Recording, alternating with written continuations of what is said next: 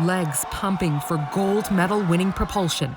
In 2018, Olympian Alex Kopacz was in peak physical condition.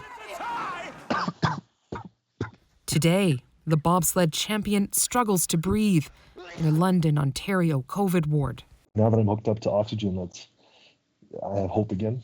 I can feel like I might be able to beat this. Kopacz was readmitted here just days after being released, and he's seen firsthand how stretched Ontario's healthcare system is. I see a lot of really good nursing staff and doctors that are still in excellent spirits, even if they're faking it. They can see how much other people are suffering. I can see that there's a challenge between juggling resource availability and what can be offered right this second.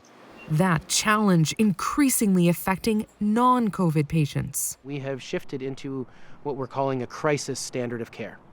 That means that the normal standard of care that Ontarians deserve and expect is no longer an option.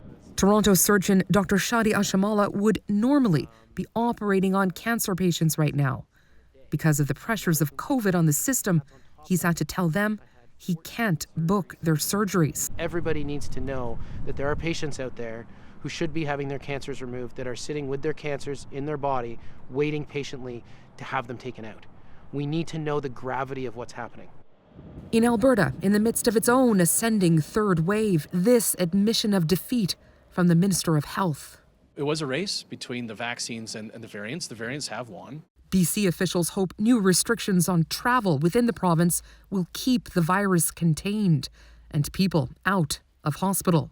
From a once robust athlete now in the fight of his life, a warning. It's an invisible assailant just beating the crap out of you. No matter where you put your hands up, you can't block it.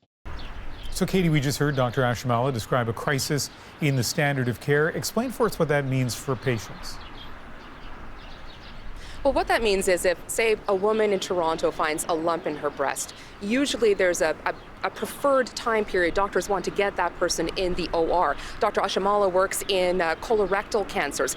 There's a 28-day window after the patient has consented to surgery that you want to get someone in the OR. That's just not happening right now. And during that period, of course, these masses, these tumors, they can grow, and that worsens the prognosis for the patient. And that's really the concern here, Ian. Okay. Katie, thank you.